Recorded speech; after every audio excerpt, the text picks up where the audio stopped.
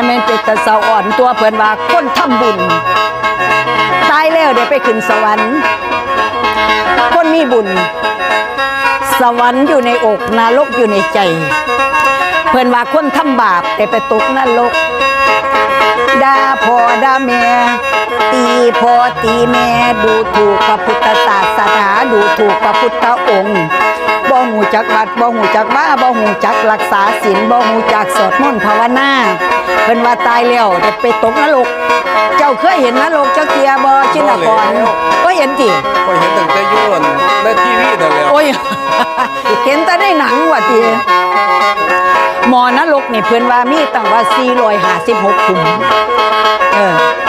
ขุมใหญ่ๆนี่มีอยู่8ขุมขุมหมอนรกนี่รูปร่างลักษณะคือหีบใบใหญ่มีอยู่4ประตูแต่ละขุม